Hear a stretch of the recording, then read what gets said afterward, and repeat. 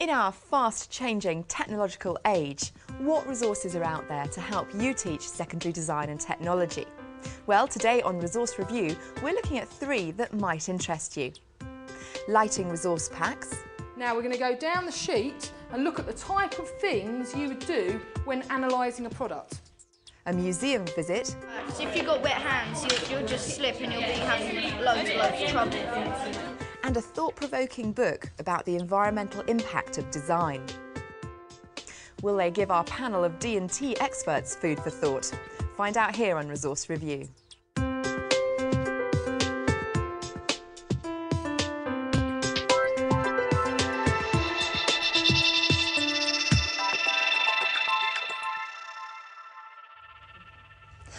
Joining me to recommend today's resources, we have David Spendlove.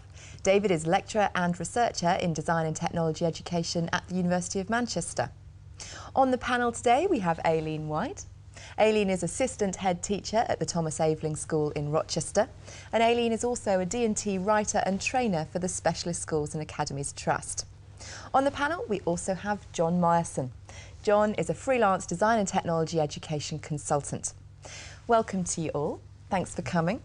David, let's begin with a rather exciting looking resource, these 2 lighting resource packs that we have on the table. Can you explain them to us and why you like them? Essentially, this is a pack for introducing polypropylene to schools, and so what it does is give children a chance to design in intuitive ways, but what it also does is introduce them to a range of items that children can actually design and make in the classroom. This particular pack introduces polypropylene through a range of products, and it's particularly orientated towards lighting. And what it also does is it allows children to invest a lot of time in the designing stage rather than the manufacturing stage and come up with high quality products as well. OK, well, thank you very much. Before we discuss it any further, let's see whether the lighting resource pack really can light up lessons. We visited East Barnet School in Hertfordshire, where D&T teacher Caroline Ron-Karate trialled the torch handling pack with her Year 9 class. First of all, product analysis. Can somebody tell me what we mean by product analysis? I was using the Spice lighting pack, which I came with a CD-ROM and a folder and 3 torches. Now we're going to go down the sheet and look at the type of things you would do when analysing a product. After explaining to them what product analysis is and how we use it, they then had to analyse a torch, a particular torch that I had given them. This, I think it was a good support for product analysis, which is an area which they have to know about in Key Stage 3. I don't think it'll be very durable because there's quite a lot of holes, say water or anything could get in there. When they'd finished the product analysis, we went on to adapting the design of the torch to turn it into a hands-free torch. Ours is cool and easy to work because it just goes with your hand as well. It probably should be a bit tighter. What I would say about the worksheets, although it's nicely presented and it's easy to read, they didn't use the space very effectively, and there wasn't really enough room for the students to actually write on the worksheets themselves. The CD had lots of photographic images of a variety of different lights, but I didn't find them of a very high quality. There were 3 ideas for projects in the resource, which I think were quite good. There was one on designing a light using other products. I think that was a very nice idea. They did give schemes of work which were fine. However, as a resource, there wasn't really enough information. It wasn't really prescriptive enough. I think possibly I would adapt some of the tasks, some of the projects, and use those, but I don't think as a whole resource I would use it again.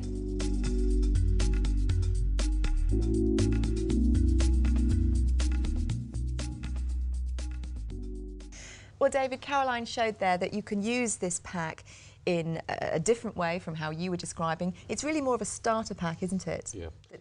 I mean, essentially, what she's doing is correct in that she's building upon a small resource of handheld lighting and is building that into a much bigger exercise. And essentially, it's up to the teacher then to mould this activity to be more effective with children in that sense. Well, let's see what the panel think. Aileen, are you a fan of these resource packs? Yes, in our school we're using these, and we used them as a start point to develop a Year 9 scheme of work, which was a longer project. And the product analysis part, we actually went and bought a load of extra polypropylene light shades, and we used that for product analysis that then feeds into the students' own designs. So do you really need the packs? I mean, there is a cost involved, 50 quid, I think, for the torch handling pack. Isn't it something that teachers could just bring together themselves?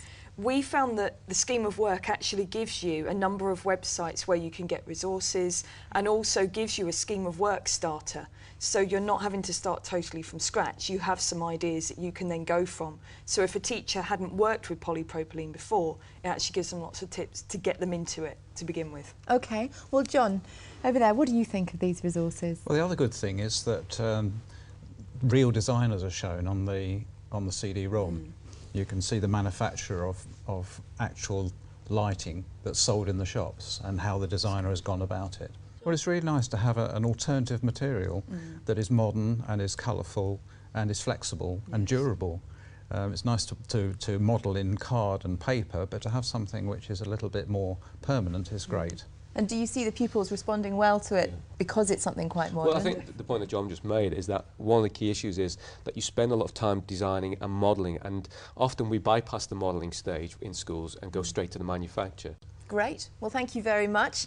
Let's move on now to David's second choice of resource, something completely different. This is a visit to the Design Museum. So tell us about this.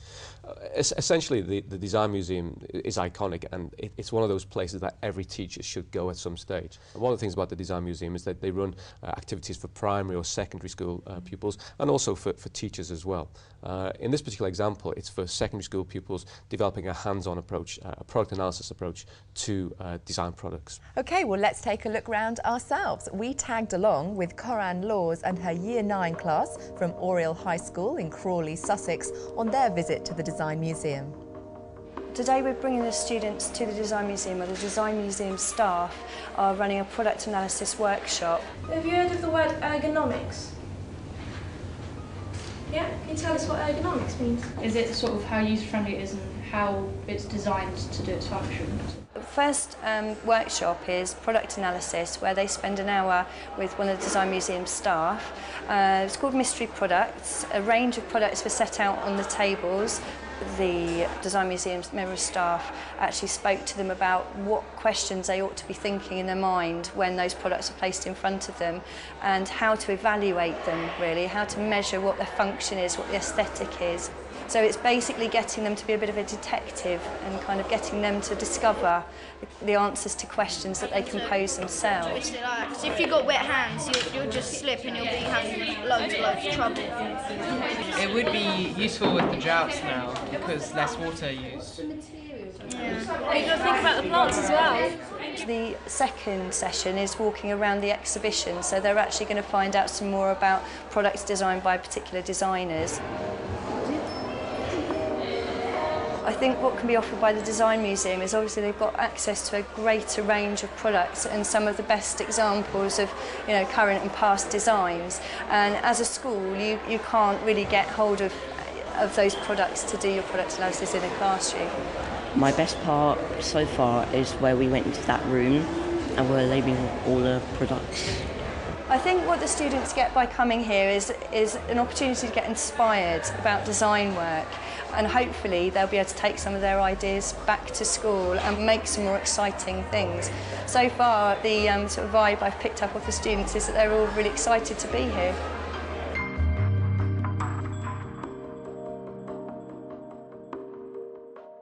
Well, David, those pupils definitely seem to be getting a lot out of that visit, but the Design Museum, based in London, it just begs the question, how realistic is it for other schools to get there, say from Newcastle or Manchester? I think it's a terrible reflection on our country that we have one place like that, which is based in London.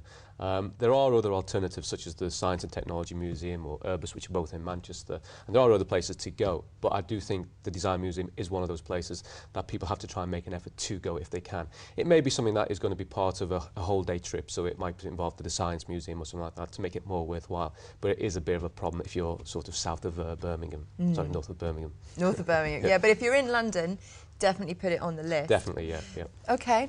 Well, John, Is it something that you would really encourage schools to make the effort to go all that way? Well, it's certainly important to see products and designed products that are really good, which you don't see normally in school or perhaps in the local shops. Yeah. So actually physically being there really is little substitute for that. It's very important to go out and see well-made objects elsewhere, yes, but it's also possible to get designers to come into school and bring their objects with them. Right, turn the resource on its head, get them to come That's to right. you, possibly. Another resource there. Aileen, is it something that you would want to do with your pupils? We've just recently done a trip to the Design Museum, but it had to be a small group.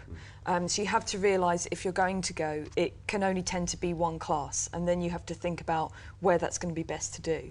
But the group definitely got loads out of it. One of the exhibitions at the moment is chairs throughout history, and you can't bring that into the classroom. That's just priceless to be able to see those. We did one of the workshops as well. The only thing was that it was only half an hour. We booked and we thought it was going to be an hour, but it was only actually half an hour. Right. But it was such a good activity and something we couldn't necessarily do in the classroom with those children. OK, well, now let's move on to David's third choice, and this time it's a book, just sitting here at the front of the table. It's In the Bubble, Designing in a Complex World.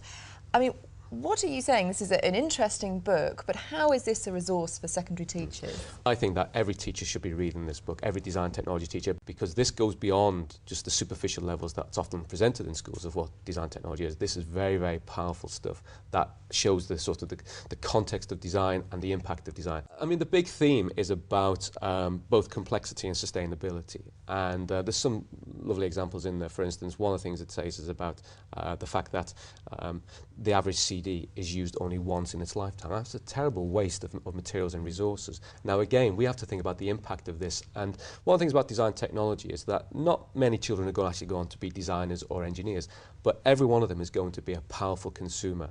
Well, we haven't got much time left. Let me just come to Aileen first. I felt the content of the book, I'd agree, that the content is absolutely vital. The concepts behind it, that the design actually is totally all-encompassing in our lives. However, what I felt about the book was that it was a university kind of level book, and it was the kind of thing, if you were a teacher, you would probably read in the summer. It wasn't as digestible as perhaps I'd hoped, as somebody who's coming home at night after a very busy day and lots of meetings after school. John, with that in mind, is it still something that you would suggest for secondary D&T teachers to read? I mean, it's the strong argument that design and technology is for everyone, not just a few specialists. That's the most important message that comes out of a book like that. It's talking about human beings being designers. OK, well, I'm really sorry, but that's all we've got time for today. Thank you all very much for some lively discussion. To recap, the 3 resources that we looked at were the Lighting Resource Pack from Snelling and Palmer Interactive Education, a visit to and workshop at the Design Museum in London, and In the Bubble, Designing in a Complex World, published by the MIT Press. For more information about all of the resources that we've discussed today, go to our website, it's teachers.tv/resource review, or if you want to, email us, resourcereview@teachers.tv. So a big thank you to our panel, to David, to Aileen and to John. Thank you for joining us. We'll see you next time on Resource Review. Bye-bye.